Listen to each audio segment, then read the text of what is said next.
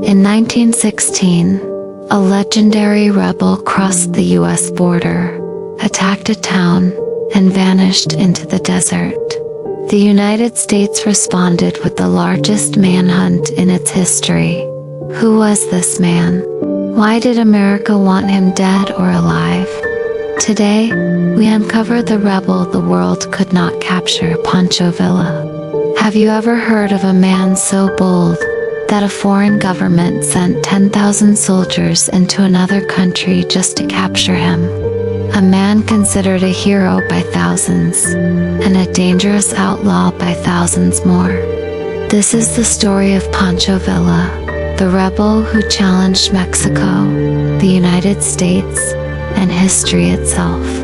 Today, we're diving into one of the most unusual and dramatic moments in North American history, when the United States launched a major invasion of Mexico in 1916, not to fight a war, but to catch one single man. Get comfortable, because this is a story of courage, revenge, politics, betrayal, and a chase that changed a nations forever. Let's begin.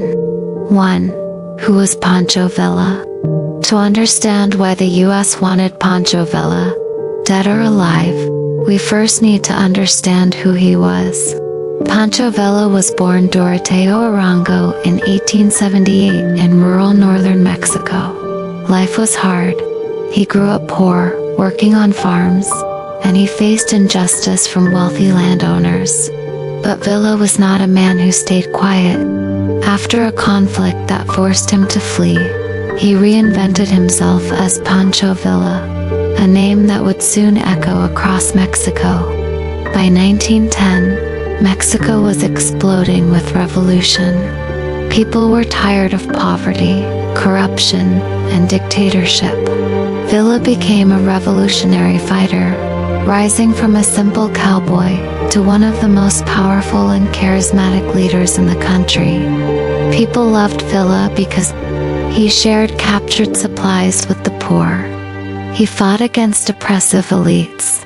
He led daring raids that felt like stories from legends. To many, he was a Robin Hood figure. To others, especially politicians, he was unpredictable, even dangerous. By 1915, after years of battles, alliances, and betrayals, Villa lost political support. His enemies gained more power, and the United States recognized another leader, Venustiano Carranza, as the legitimate president of Mexico. This decision made Villa feel betrayed, and this betrayal would lead to one of the boldest attacks in American history. 2. The attack on Columbus, New Mexico. On March 9, 1916, before sunrise, Pancho Villa led about 500 fighters across the border into the small American town of Columbus, New Mexico. Why did he do it? Historians still debate. Some say it was revenge. Some say Villa believed the U.S. sold weapons to his enemies. Others think he wanted to send a message that he was still powerful. What we know for sure is that the attack was sudden, dramatic, and deadly. Villa's men raided the town, fought American soldiers, and then retreated back into Mexico. The United States was shocked. Newspapers called Villa a bandit, a terrorist, and a madman.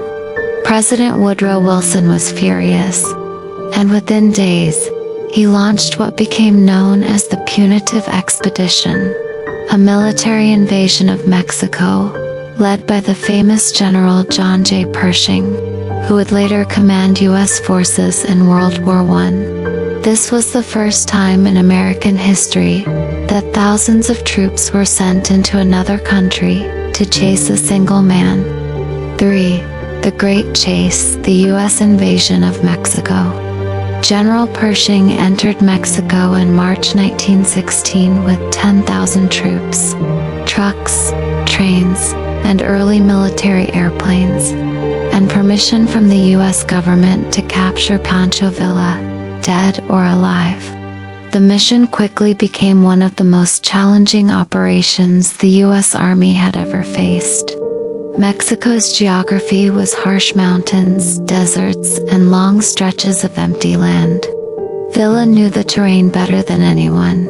Local villagers often protected him, refusing to reveal where he was.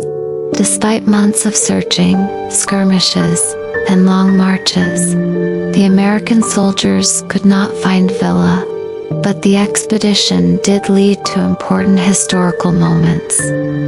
He thus tested new technology. This mission was the first major American military operation to use airplanes, motor vehicles, and modern communication systems. Tension rose between the U.S. and Mexico. Mexican citizens were angry at the foreign soldiers on their land. At one point, U.S. and Mexican forces even exchanged fire in deadly clashes. Villa's legend grew. The fact that 10,000 American soldiers could not catch him made Villa even more famous, almost mythical. After nearly 1 year, the United States decided to withdraw. The expedition ended without capturing Pancho Villa. Villa survived, eventually retiring years later before being assassinated in 1923, but not by the U.S. His killers were most likely ordered by political rivals in Mexico. Pancho Villa remains one of the most fascinating figures in history, a man loved and hated, heroic and brutal, romanticized and feared. His story is a reminder that history is not always simple. Sometimes one person can change the destiny of two nations. The American invasion of Mexico in 1916 showed the world how powerful Villa's influence was, and how complicated the border, politics, and revolutionary movements were during that era. More than 100 years later, scholars still discuss the mystery, the courage, and the contradictions of Pancho Villa's life. If you enjoyed this story and want more easy English historical documentaries, make sure to like this video, subscribe to the channel, and comment below. Which historical figure should we cover next? Thank you for watching and see you in the next documentary.